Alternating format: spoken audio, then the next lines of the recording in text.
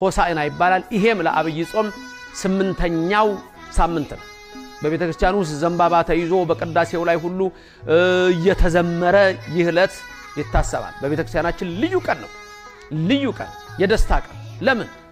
በማቴዎስ ወንጌል ምዕራፍ 21 እንደተጻፈ ጌታችን መድኃኒታችን ኢየሱስ ክርስቶስ በአህያይቱና በአህያይቱ ውርንጫ ላይ በተአምር በአንድ ላይ ተቀምጦባቸው ወደ ቅድስቲቱ ከተማ ገባ የሚለው ዓለም ሁሉ የተደነቀበት ድንቅ ዕለት ነው። ይህች ቀን ልዩ ቀን ነች። ይህች ቀን የሆሳዕና ዕለት ድንቅ ነው። ምን ሆነ? የዛን ቀን በመጀመሪያ ጌታ ሁለቱን ደቀ መዛሙርት ላካቸው። ምን አለ? የታሰረች አህያ ታገኛላችሁ፣ ፈታችሁ አምጡልኝ። ሰው ቢጠይቃችሁ ግን በሉ ለጌታ ያስፈልጉታል በሉ። ማንም ቢጠይቃችሁ ለጌታ ያስፈልጉታል በሉ።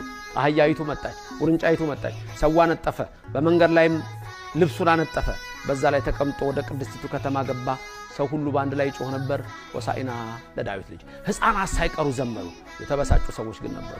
ለምን እንደሚዘምሩት አትሰማም እንዴ? ምን እንደሚሉ ሆሳዕና እያሉ አምላክ ሲያደርጉ ዝም ትላለህ አሉ።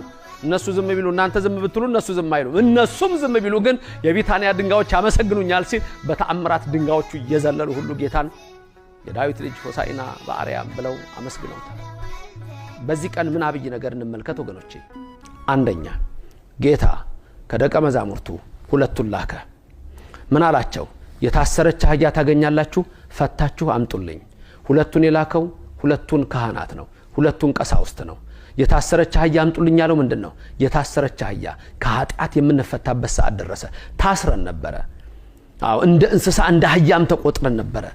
አህያን ለምን ጠቀሳት? ብዙ መከራ ያለባት፣ ብዙ ሸክም ያለባት፣ አዎ ቁስልም ያላት ናት። እሱን ሽፍን አደረገ። በዛም ላይ ተቀመጠ። ከባት ያበሳ ነው። ስለዚህ ሂዱ ፈታችሁ አምጡልኝ።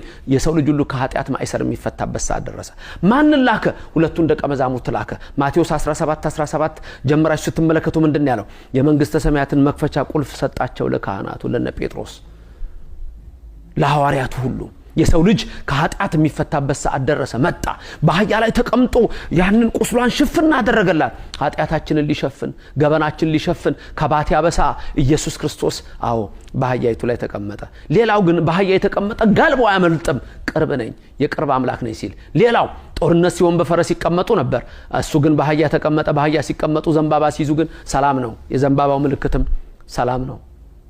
ሆሳዕና ይሄ ነው። ሁሉም ዘመሩ፣ ሆሳዕና ለዳዊት ልጅ፣ በእግዚአብሔር ስም የሚመጣ እሱ የተባረከ ነው፣ እግዚአብሔር ነው አሉ። አመሰገኑት። ከኃጢአት የተፈታንበት ሰዓት መድረሱን፣ የታስረን የነበርን ሁሉ መፈወሳችን የሚያሳይ ነው። አዎ ሆሳዕና ማለት መድኃኒት ማለት ነው። ኢየሱስ ክርስቶስ መድኃኒት ይሆነን። በዚህ ሰዓት በደዌ በህመም